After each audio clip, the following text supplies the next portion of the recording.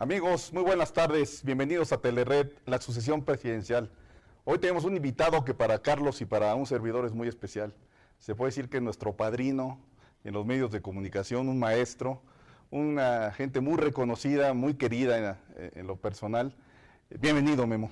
Pablo, muchísimas gracias. Carlos, siempre un placer poder compartir con ustedes. Como se lo dije el otro día, Carlos, a mí no me anden echando la culpa de nada conmigo. Así es, Memo. No, pero la verdad, es un verdadero gusto tenerte. Al contrario. Siempre buscamos, la verdad, tener tu opinión. Creo que siempre nos orientas en la parte política, en la parte de lo que viene. Y creo que diría que eres un gurú, pero bueno, ya sé que no te gusta que te lo digamos. Pero nos da mucho gusto, la verdad, tenerte aquí y saludar a todas nuestras amigas y amigos que nos ven en un programa que se ha convertido, Pablo, Memo, en un programa muy interesante. La gente está preguntándonos continuamente cuándo sale lo del nuevo programa, y bueno, pues estamos ahora precisamente para hacer una recapitulación de los temas, de hacer un análisis básicamente de en dónde estamos, y sentimos, Memo, y ese es un poco lo que hemos comentado con todas nuestras amigas y amigos, que pues ya es realmente el inicio, ¿no? El inicio de la campaña, de las campañas presidenciales, la sucesión presidencial 2024. Pues sí. Un gusto tenerte, mi estimado Memo. No, al contrario, un gusto a los dos, con el cariño y el afecto de siempre, y además un placer poder compartir con ustedes.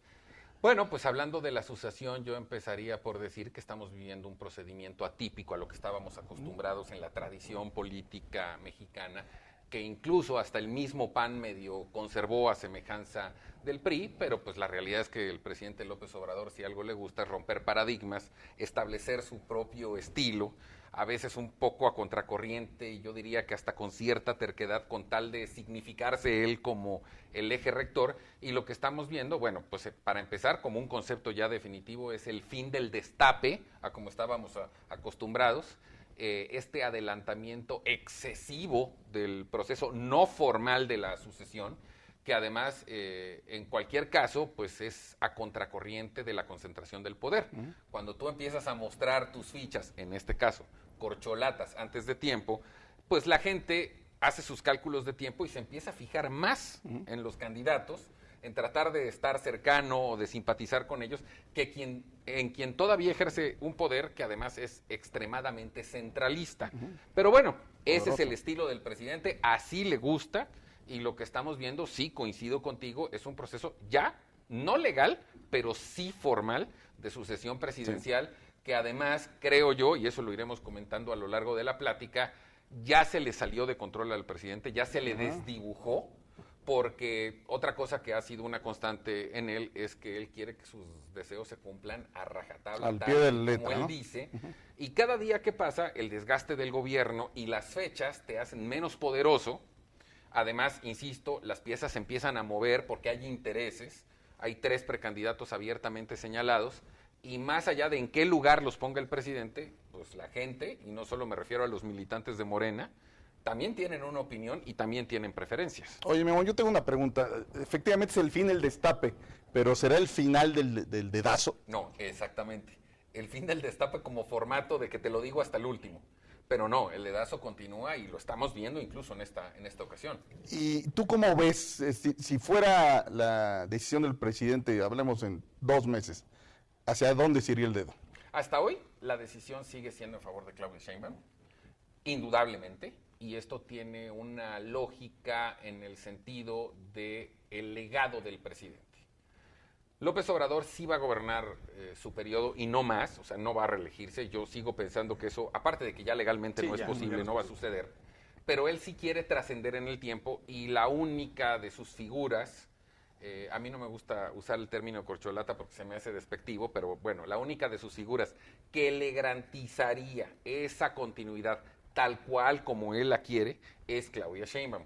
Además, otro aspecto paradigmático es que sería la primera mujer presidenta de la República. Sí. Y por otro lado, pues también esto viene de la historia política de México. No ha habido un presidente de México que deje a un hermano, estoy hablando coloquialmente, de sucesor. Siempre dejan a sus hijos. Al hijo, ¿no? Políticamente, Claudia es hija del presidente, y Adán Augusto es un hermano, y Marcelo, pues todos lo sabemos, es su carnal. Es el carnal. Oye, Memo, fíjate que la verdad el tema de Claudia pues ha sonado mucho. Obviamente lo que tú dices, el presidente yo creo que está en el deseo de que pudiera ser Claudia. Sin embargo, yo creo que este arranque anticipado, que estamos hablando de hace 6, 7 meses que arranca, lo que ha provocado es un desgaste muy fuerte de Claudia Sheinbaum y de Marcelo Ebrard, ¿no? Y luego sale obviamente Adán Augusto como un caballo negro. ¿Qué piensas? ¿Por qué crees que el presidente no midió esa parte de lanzar primero a los candidatos y ese desgaste que va como viviendo? Prematuramente, ¿no? Muy, o sea, en serio, prematuro y... ¿Cómo lo ves tú? Okay. ¿Por qué lo hizo? Partamos de ese supuesto. Estamos hablando de un escenario a contracorriente que el presidente diseña, y a lo mejor voy a ser muy coloquial, en el escritorio, además considerando factores en los que él es todopoderoso y a la hora de la hora no suceden como él lo pensó. Y lo que hemos visto efectivamente es que a pesar de que todos sabemos que la favorita del presidente es Claudia Sheinbaum, lo que hizo fue, y obviamente esto no es literal, desnudar sus carencias, porque lo único con lo que Claudia Sheinbaum cuenta es con el apoyo del presidente y nada más. No coincido en lo de Marcelo, porque en vez de desgastarse, yo creo que le comió el mandado al presidente. Y quiero recordar aquel evento de hace unas semanas en Guadalajara, donde para que eso sucediera le tuvo que haber pedido permiso. Oye, presidente, ¿puedo ir a Guadalajara? Y a lo mejor no le contó todo lo que iba a hacer. Le dijo, voy a hacer un evento así y así, y el presidente, en esta seguridad de que él controla todo, va. Y Marcelo Ebrard lo que hace es ir en Guadalajara a decirle a sus huestes, voy a formar comités en los 32 estados y voy a recorrer el país de tal y tal manera, bajo la premisa de que soy el primer lugar en las encuestas, conocidas hasta ahora, y tengo el apoyo de los grupos reales del partido, incluso fuera de Morena. ¿Quién le va a creer al presidente cuando haga su encuesta, que sabemos cómo se hace la encuesta del presidente? La del dedito. Que ganó Claudia o que ganó Adán Augusto, cuando el que trae a la gente soy yo. En términos coloquiales, les comió el mandado a todos, y yo creo que el presidente después de eso se ha de haber enojado bastante, pero tampoco lo podía reclamar porque él lo autorizó. Sí. Y lo que estamos viendo ahora, y a lo mejor me voy a adelantar un poco, es a un secretario de Relaciones Exteriores y a un secretario de Gobernación en campaña permanente todos los días en el interior del país. Como el país no necesitara eso. Pero con el pretexto de que están dando conferencias magistrales. ¿Por qué? Porque en el ejercicio de su cargo, eso está permitido, no se entienden como actos anticipados de campaña, eso podría no generarte una sanción del INE, porque lo que están haciendo es en el amparo de su cargo público. En el caso de la jefa de gobierno se le complica muchísimo más porque ella no tiene ese pretexto y a ella solo le está alcanzando para salir los domingos a asambleas informativas de Morena. Pero en el comparativo, ¿qué es lo que estamos viendo? Un secretario de Relaciones Exteriores, que es el tercero en la lista de del presidente, es el plan C, pero que hoy es el que es más popular. Claro, tiene más las el encuestas. Que tiene más apoyo. Sí. El que cuando va a los estados reúne a más clase política y a más clase empresarial y aparte de eso se refleja en las encuestas. Un secretario de Gobernación que, independientemente de ser simpático y de ser operativo políticamente, con el tiempo que resta no alcanzas a ser una figura nacional. Y una jefa de gobierno muy emproblemada con todos los temas de la ciudad, by the way, el metro, por poner un solo ejemplo, que no es muy empática, no es muy simpática, con el perdón que me merece, que solo está saliendo una vez a la semana, pero que lo que nos está demostrando es que no tiene alianzas, no tiene amarres, no tiene grupos que la soporten, no es muy popular, y creo que ahí el presidente, sin proponérselo, él solito la mandó a la guerra, ahora sí que sin fusil y sin balas. Así es. Memo, pues la verdad es que con lo que tú mencionas, estamos viendo que de alguna manera Marcelo pues le ayudó esto, fue un turbo, y sí lo vemos actuando, lo vemos moviéndose, lo vemos obviamente en la prensa, lo vemos en la televisión, y sí Claudia Sheinbaum, pues para Sheinbaum fue realmente pues un freno, un sacar sus carencias, limitarla, porque como tú bien dices, está en la Ciudad de México, no puede moverse y está pues súper vigilada por los medios de comunicación y todo el mundo sabe. Y Adán Augusto yo también creo que entra un poquito tarde, difícil crearle la imagen, aunque es una gente muy cercana, pues, muy cercana al presidente, el presidente lo quiere. Y aparte te voy a decir una cosa, personalmente es un tipo simpático, como Sí. buen tabasqueño, Sí. es un tipo relajado, bromista, te cae bien inmediatamente. Así es. Pero no olvidemos, porque aquí viene el tema más importante. Todos partimos de la base que el presidente da el dedazo, estamos de acuerdo en eso. Claro. Él decide. Pero hoy las condiciones ya no le alcanzan para imponer su voluntad per se. No solo al interior de Morena. Hay simpatizantes de otros partidos que también se están fijando en lo que está sucediendo en Morena ante la eventualidad de que si son invencibles, pues me la juego con el que más me conviene. Sí, hoy el que lleva la delantera mediática y de percepción y de números es Marcelo Ebrard, pero ¿esto por qué se justifica? Porque él sí conoce operadores empresariales y políticos en todos los Lleva estados. más tiempo, ¿no? Por los años de carrera que lleva, porque es un político profesional, muy profesional. y porque además esa gente lo ven a él como Oye, el mejor. Pero hemos visto casos en la historia del ahora presidente.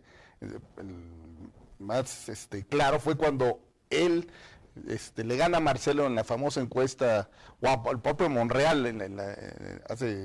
también en el 2018, Sí.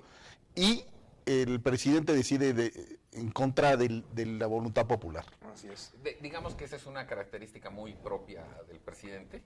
Yo no quiero decir tiranía, pero sí es total y absolutamente antidemocrático. Y precisamente este proceso lo que planteaba era eso, una decisión que ya no le está resultando porque hay reacción. Así es. Pablo, Memo, ¿qué les parece si hacemos un pequeño corte y regresamos a analizar tu pregunta, Pablo, que está muy interesante? Volvemos, porque Bueno, eso de regresar- Ok, volvemos en 2 minutos. Muchas gracias. Gracias.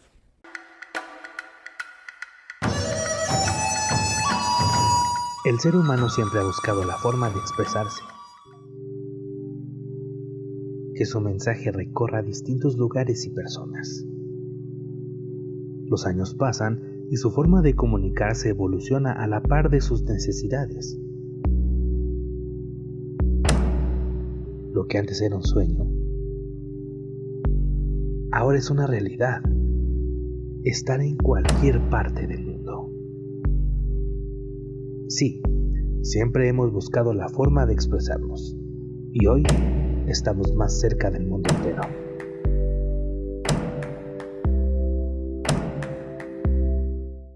Hola, ¿cómo están? Pues ya estamos aquí de regreso después de esta pausa y obviamente pues vamos a entrar nuevamente, Pablo, con tu pregunta al análisis de nuestro estimado Memo. Y la es un gustazo, se está calentando el ambiente, ¿eh? Así que vamos para el ataque. Sí, yo te preguntaba, el presidente es obvio que no respeta las encuestas de su propio partido y siempre se hace su voluntad. Aquí la pregunta que te hice en el bloque pasado y agregaría un punto más, ¿cómo le va a ser si Marcelo y Claudia llegan a la final, como todo parece indicar, y le da el dedo a Claudia para controlar a Marcelo, que ya tiene una fuerza nacional y tiene mucha presencia con empresarios, como dices tú, con la sociedad civil? ¿Cómo crees que lo calme? Es un riesgo latente. Incluso se ha hablado mucho de la línea 12 del metro como herramienta de chantaje, que independientemente del aspecto legal, pues tú sabes que desde el poder se puede hacer cualquier cosa. Pero lo que planteas es, yo creo, la parte más importante de este dibujo que se le está haciendo agua al presidente, o sea, de lo planeado. Pongámoslo así, sí, Marcelo está ganando la batalla, se los está comiendo, está, y quiero insistir que no es peyorativo, está encuerando las debilidades de la jefa de gobierno políticamente, la falta de amarres, la falta de acuerdos, la falta de grupo. Por tanto, sería imposible creer que ella ganara una encuesta que sabemos que solo se encuesta a una sola persona y que es el famoso dedito. Sí. Si eso sucediera, y además aquí no solo es un tema de análisis, o sea, tengo información que puede abonar a esto, porque pues evidentemente en el ejercicio al que me dedico estoy en eso. Marcelo Ebrard está listo para dar el brinco si él no fuera el ¿AMC? Eventualmente, porque tampoco descartes una alianza completa. Incluso yo he dicho en algunos programas de televisión al aire que el candidato de Va por México en Morena es Marcelo Ebrard. Y esto no limitaría la posibilidad de que si a Marcelo Ebrard no le dan la candidatura, fuera el candidato de una coalición PRI, PAN, PRD y eventualmente Movimiento Ciudadano. Yo no lo descartaría, a reserva de que no le aplicaran el chantaje de, oye, la línea 2. Aquí están los documentos y eventualmente eso puede suceder. Que es el modus operandi de este gobierno. La esperanza, y en esto voy a incluir al senador Ricardo Monreal, con quien también he tenido la oportunidad de platicar personalmente de este tema. La posición de ambos, y quiero aclarar que no van en grupo, tienen una relación cordial, se comunican, pero no es como que son aliados ni socios, pero comparten el mismo dolor. En todo caso, ambos están pensando permanecer en Morena hasta el último día posible, esperando la prudencia del presidente que llegado el momento y cuando haga números diga, a ver, con mi candidata no gano, pero aquí tengo a Marcelo, aquí tengo a Ricardo. Es una esperanza débil, porque yo creo que el presidente se va a entercar y va a terminar haciendo su decisión en esta arrogancia de decir a quien yo ponga gana, a pesar de que él ya no va a estar en la boleta y a pesar de que el desgaste del gobierno en ese momento va a ser todavía mucho más alto, porque hay cosas que están sucediendo que van a influir. Pero la postura de ambos, cada uno por separado, lo claro, es esperar hasta el último día. Pero si eso no sucede, no vamos a ver un acuerdo, no vamos a ver un arreglo, no vamos a ver un amarre de tú te vas de secretario de Gobernación, No se ve. O sea, yo lo que sí creo es que vamos a ver a Marcelo Ebrard en la boleta, vamos a ver a Ricardo Monreal en la boleta, nada más quiero aclarar, para jefe de gobierno de la ciudad, no para presidente. Así es. Y además, si los juntas en un paquete opositor, porque además coincidirían ahí, Claro. yo la verdad no veo cómo Morena podría ganar. Porque hoy lo que decimos, y tiene sentido porque ves los números, es la oposición no le puede ganar a Morena por sí sola. Esta alianza PRI-PAN-PRD, independientemente si el candidato se llama Enrique de la Madrid, que a mí en lo personal me encantaría, o quien me digas, difícilmente le gana al régimen. Pero si el candidato de ese bloque opositor viene del régimen, ahí estaríamos hablando de una competencia totalmente diferente. Además, con dos personajes, me refiero en la dupla Ciudad de México-Presidencia, experimentados, capaces, con todas las relaciones, y ante candidatos que van a carecer y van a adolecer de ello. Porque, y me voy a salir un poco de lo presidencial, las cartas de Morena para la Ciudad de México, en términos de estatura política contra Monreal, la verdad es que no tienen gran cosa que hacer. Así es. Memo, ¿y cómo verías, supongamos, haciendo suposiciones y la bolita mágica, pero que el candidato de Morena es Marcelo Ebrard y el candidato de Morena es Monreal para la Ciudad de México? ¿Crees que haya posibilidad de ganarles? No. No.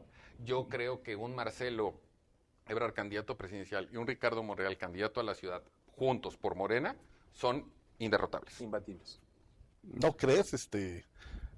Digo, te lo digo porque ya la oposición de alguna manera ya venció al régimen en la reforma electoral que el presidente propuso. Obviamente es el Congreso. Y aquí o sea, se en la ciudad, unieron, en la elección y aquí en la pasada. ciudad. O sea, sí hay manera. Yo considero que va a estar muy difícil, pero yo también creo que va a depender mucho de las personas, ¿no? Del candidato. Por eso lo decía. Y del carisma de los candidatos. Marcelo Ebrard tampoco no es que sea el súper carismático y no es un López Obrador.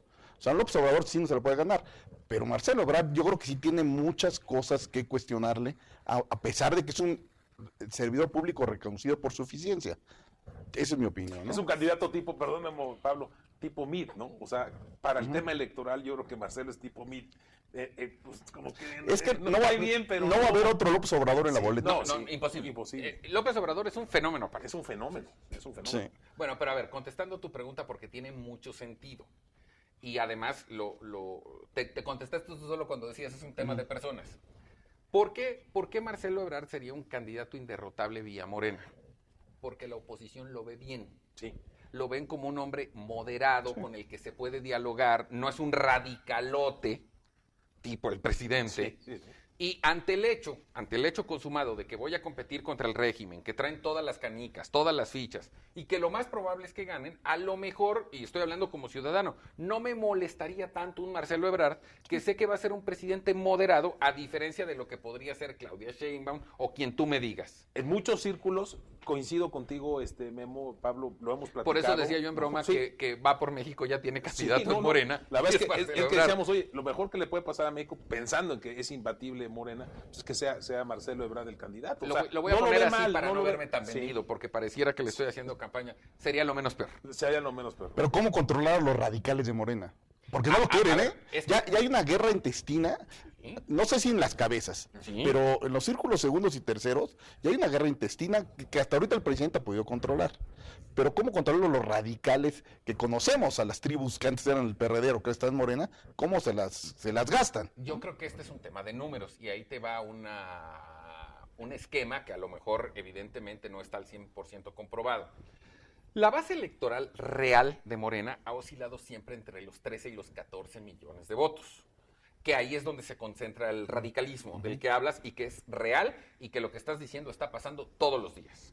Los otros 16 millones de votos que el presidente tuvo vinieron del PRI y del PAN, de la gente que ya estaba harta de esos regímenes y que quisieron darle una oportunidad a el gran candidato Andrés Manuel López Obrador. Pero que no hay forma que en automático volvieran a votar por Morena. Esos 16 millones van a tener una oportunidad de reflexionar. ¿Voto por un candidato de un bloque opositor para derrotar a Morena, que es un gobierno que no me gusta? ¿O ellos mismos me están presentando una alternativa moderada? Digamos que en ese sentido, a pesar de la disputa interna y de los pleitos que estoy totalmente de acuerdo contigo, no solo van a haber, ya están sucediendo, creo que numéricamente sí alcanzaría para ganarle a esos radicales, que por cierto, hay que decirlo, dentro de esos 13 o 14 millones de votos que tiene Morena y dentro de la cúpula, andarán representando un 20-25%. No, tampoco son todos.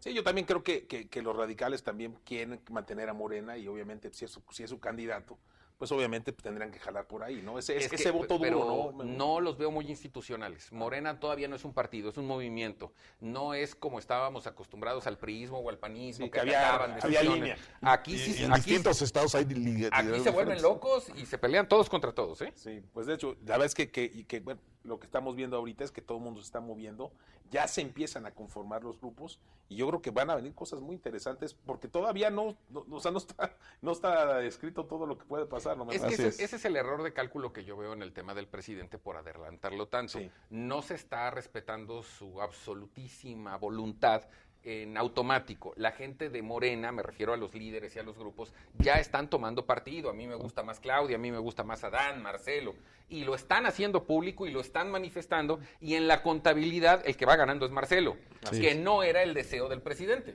Perdón, otra vez se nos vino la guillotina. Hay que decirle a la gente que nos faltó Jaimito, que lo extrañamos mucho, tuvo un problema, no pudo estar con nosotros, pero regresamos en breve.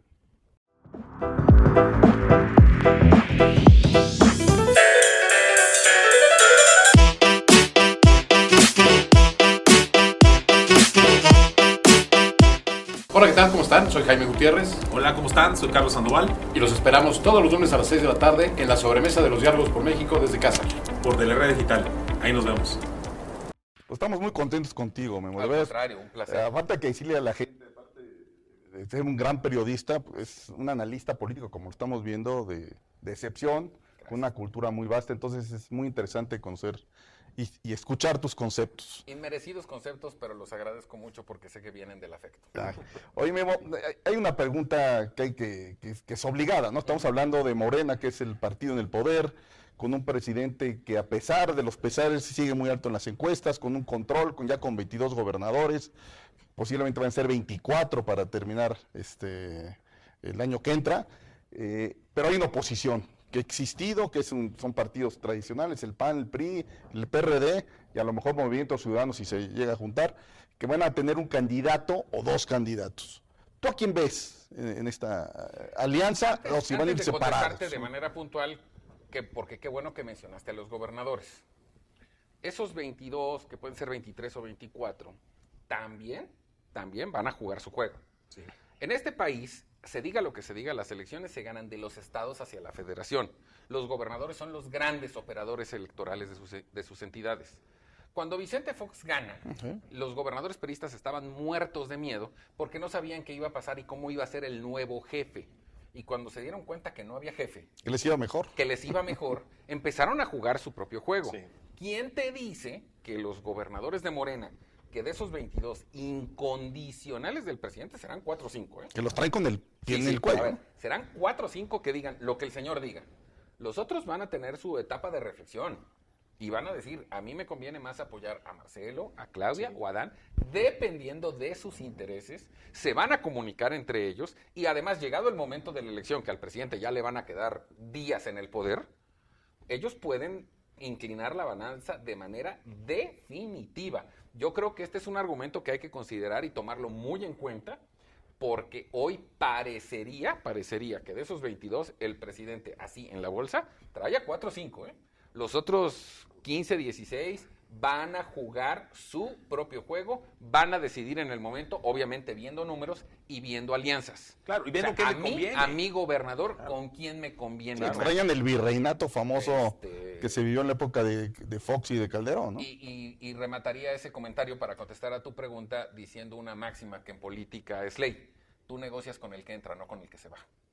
Exacto. Correcto. Muy interesante. Sí, digo, ahí se ve Memo, un tema importante de que la verdad, si los dos candidatos, pensando que fuera Claudia por Morena y Marcelo por la oposición, pues ya los gobernadores tienen intercambio de comunicación con ellos y capaz que me conviene que gane Marcelo A ver, Ebrard. te lo voy a poner así. Hipotéticamente soy el gobernador del estado que quieras, no soy incondicional del presidente y si gana Claudia voy a tener una jefa autoritaria. Sí.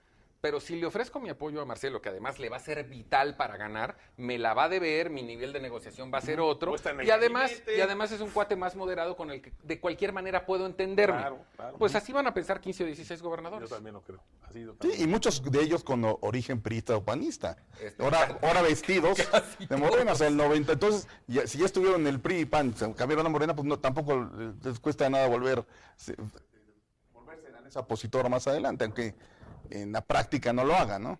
Bueno, ahora sí, retomando tu pregunta.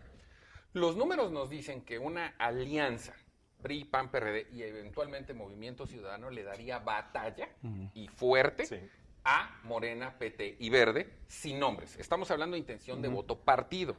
Pero aquí se quiebra, y es lo que decías al principio, dependiendo quién sea cada quien. Y en todo caso, hay una indefinición absoluta de quién sería el abanderado del PAN, PRI y PRD, que yo creo que lo más lógico es que sí terminen yendo en alianza, me queda claro, no tienen de otra, no hay posibilidad de hacer nada si no van en alianza, y ellos tendrán que debatir y discutir a lo largo del tiempo a quién van a nominar como candidato o candidata, pero sin dejar de mencionar que tienes a dos líderes que terminan sus periodos antes del momento y además dos líderes tremendamente cuestionados, ¿no? Sobre todo del PRI. Uno de ellos, Alejandro Moreno, además en una circunstancia políticamente que ya no va a ningún lado, o sea, no va a ningún lado. Más allá de las ilegalidades de la gobernadora de Campeche, el ventaneo político, por llamarlo de alguna manera, lo puso a Alito Moreno en una situación en la que por calidad moral política ya no le alcanza para nada. Pero Alejandro es así. Y no la va a soltar y no se va a ir y en todo caso pues él en su inteligencia o en su idea él está pensando que todavía puede hacer algo cuando está claro que eso no va a suceder. Y lo digo porque ahorita viene la reflexión de Movimiento Ciudadano. En todo caso, si no se equivocan y nominan a un buen candidato común, yo creo que las posibilidades de darle pelea a Morena, sea quien fuera candidato o candidata, son reales. Y aquí viene el gran diferencial que se llama Movimiento Ciudadano, y esto pues lo he platicado personalmente con sus dirigentes.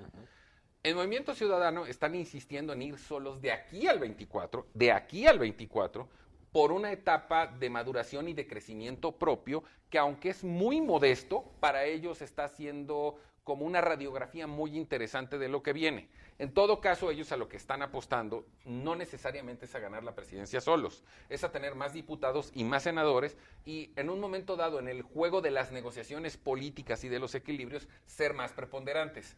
Pero ¿qué sí están haciendo? Están haciendo una evaluación cada 2 meses donde miden la alianza con todos y miden la alianza sin el PRI.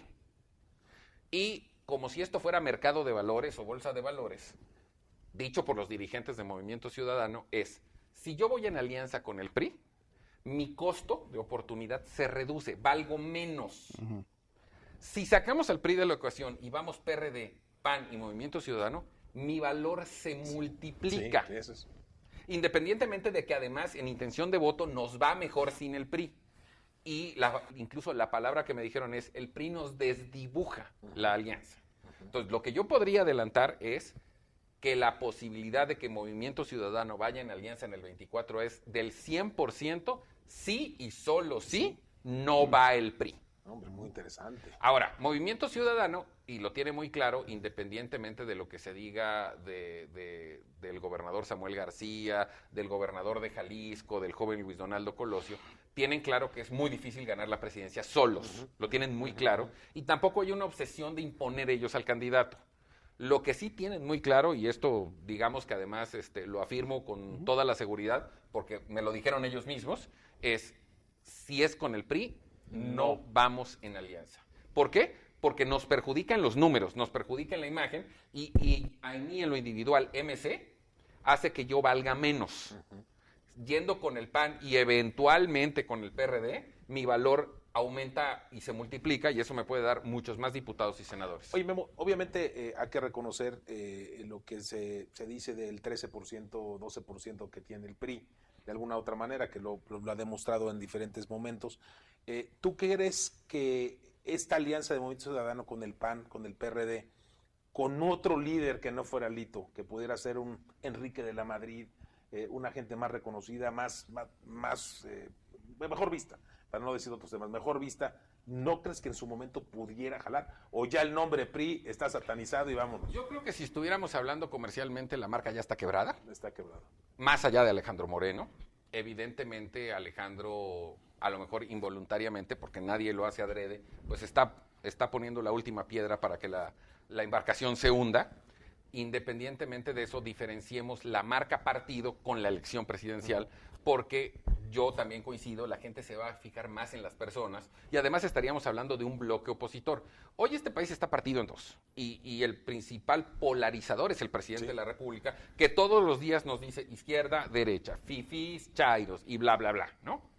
En términos numéricos, si así fuera, si partes en dos, Morena per se no gana. Son más los mexicanos que califican mal al gobierno, a pesar de la popularidad personal del presidente, porque hay que diferenciar. Vamos a decirlo así, tenemos un presidente que es a todo dar, pero que no gobierna bien.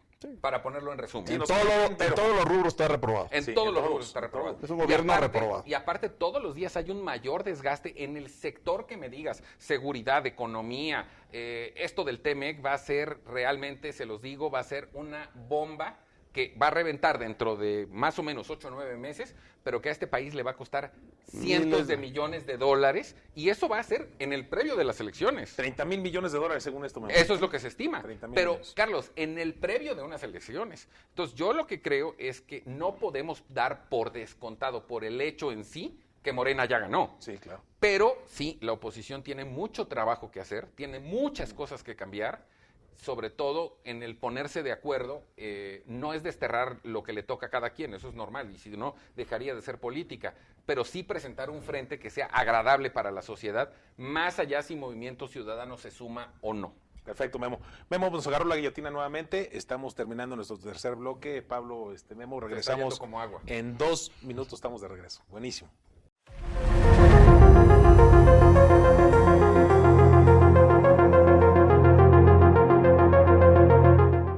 Amigos, estamos de regreso con Guillermo Vázquez Candal. Se fue el programa Como agua. como viaje de graduación, ¿no? Oye, Memo, yo tengo una pregunta. Tú, en tu carácter de comunicólogo, tú ves cualquier noticiero, ves la prensa y ves a las corcholatas, que yo sí lo digo porque el presidente así les puso, en campaña abierta. ¿Tú no crees que la oposición, la alianza, está tardando en hacer un ejercicio similar? En decir, a ver, el mejor candidato del PRI, el mejor candidato del PRD y del PAN, pónganse a competir, este va a ser el método de selección, porque al final del camino la gente, bueno o malo, la información que se da es conocimiento. Y si tú ves, por ejemplo, Enrique de la Madrid, que es un gran candidato, su único problema es que es poco conocido. ¿No crees que están fallando ahí en comunicación? A ver, gran pregunta, porque hay que dividirla en dos partes. La primera, yo creo que la oposición no está lanzando sus figuras porque no las tiene, una. Y dos, porque conociendo al presidente, si le enseñas tus cartas, te las va a hacer pedazos antes siquiera del registro. Si tú al presidente le dices que mis candidatos pueden ser Pablo Rivera o Carlos Sandoval, te va a mandar a la UIF, te va a mandar a quien se le ocurra para desestimarte y hacerte menos, para que cuando llegue el momento ya estés total y absolutamente desgastado. Entonces yo diría, hay carencia, pero también hay prudencia.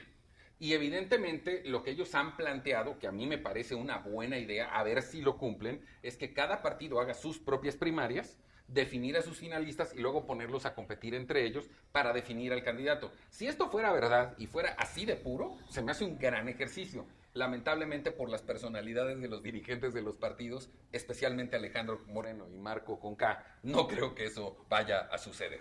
En todo caso, ellos obedecen también a intereses de grupo. Es plenamente sabido que Marco Cortés sigue siendo empleado de Ricardo Anaya, que está obsesionado con volver a ser candidato presidencial cuando tendría que entender que su tiempo ya pasó. Pero bueno, esa es la primera parte de la respuesta. En términos de por qué no está sucediendo.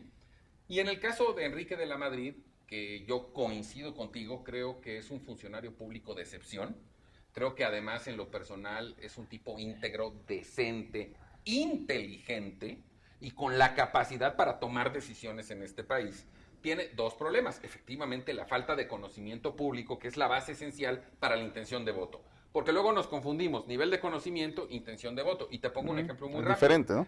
Ahora en Quintana Roo, en el proceso electoral, no terminó siendo candidato, pero Roberto Palazuelos tenía el 100% de conocimiento contra el 2% de intención de voto. Sí. Entonces, en la lógica, lo que hay que hacer hoy es primero que nada ser conocido.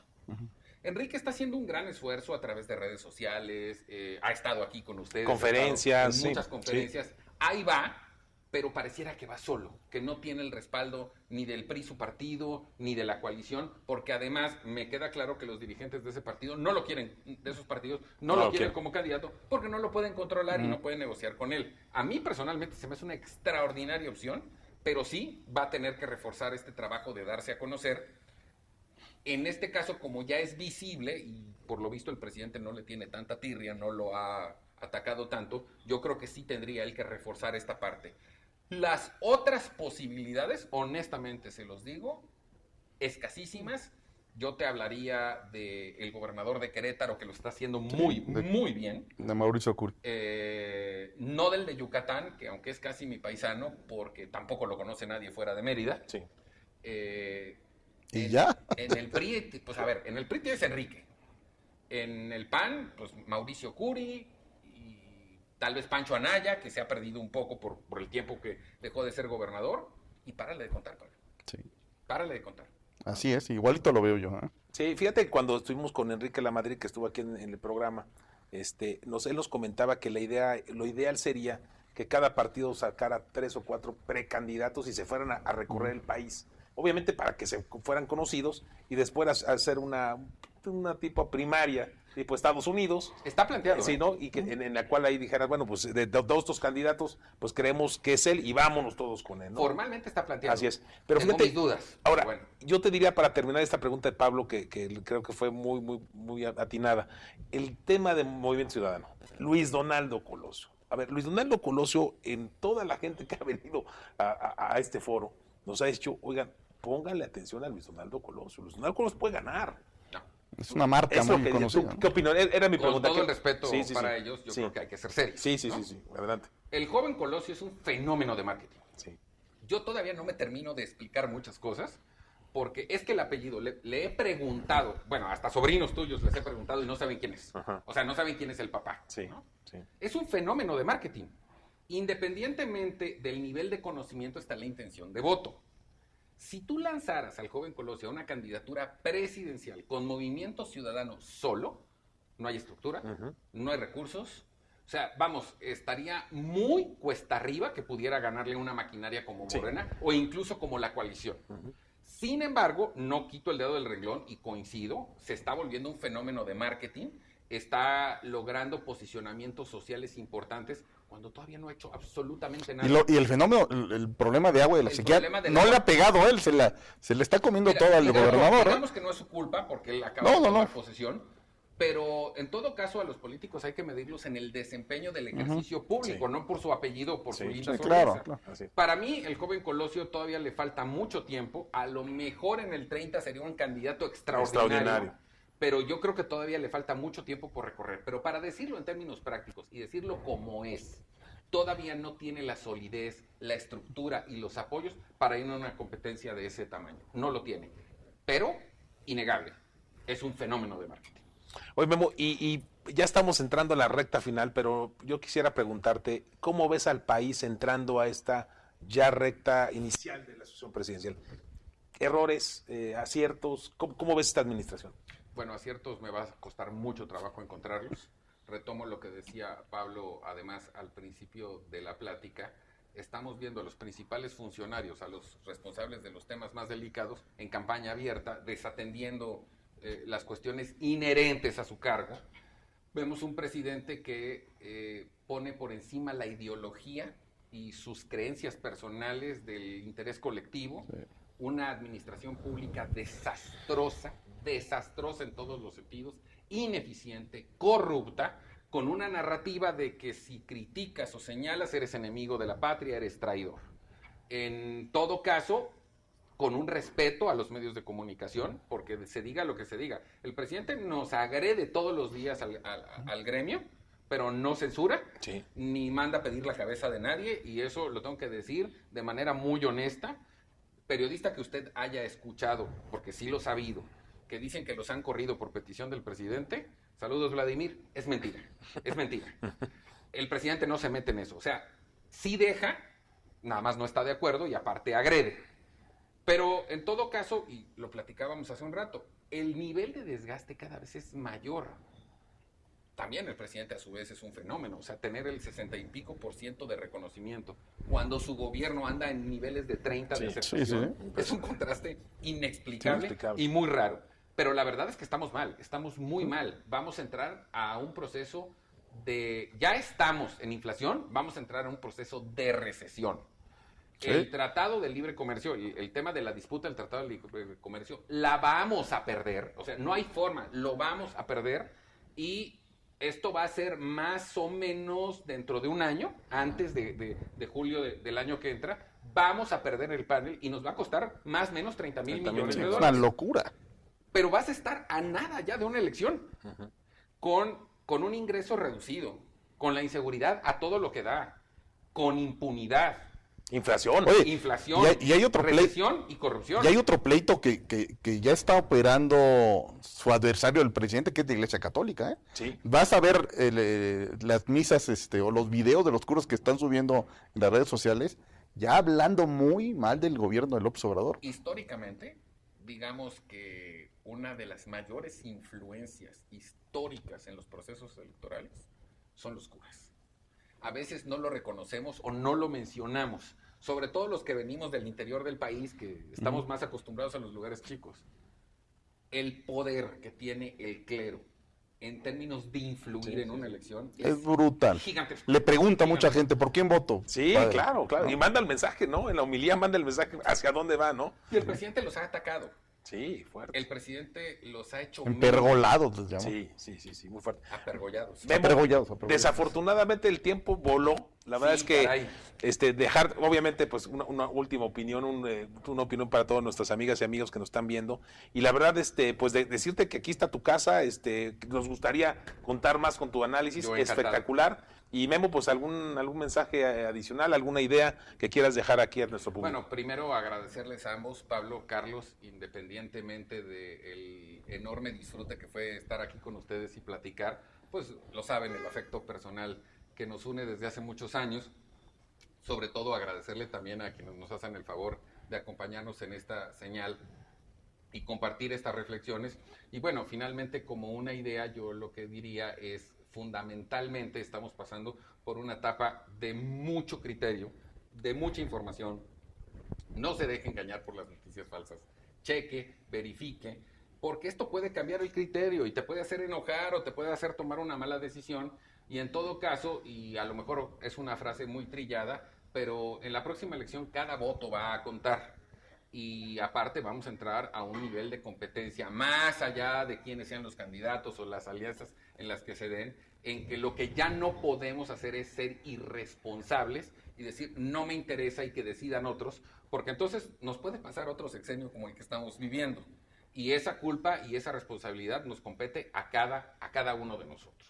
Así es. Un verdadero placer. Estimado Pablo. Memo, pues agradecerte mucho a la gente, decirle que pues, el análisis político de Memo siempre es muy certero. Compartimos micrófonos muchos años con él y pocas veces se equivocó. Nada más la única que yo recuerdo la de Alito. No. Yo decía que el bueno era Narro. No, pero hay otra que fue muy dolorosa para mí y que además me la cobraron muy feo. que la América Puma. Una El América Cruz Azul, que me hicieron ponerme una camiseta de la América. Bueno, pero ahí no había que ser experto. No es perfecto, Memo. no es No había perfecto. que ser experto en saber que la América le iba a ganar al Cruz Azul. Pero bueno, amigas y amigos, muchísimas gracias por la señal Telered. Que tengan un muy buen fin de semana. Y les recordamos que están nuestros programas toda la semana. Y obviamente la Asociación Presidencial 2024 en 2 semanas. Muchas gracias Memo, muchas gracias Pablo. Un verdadero gusto.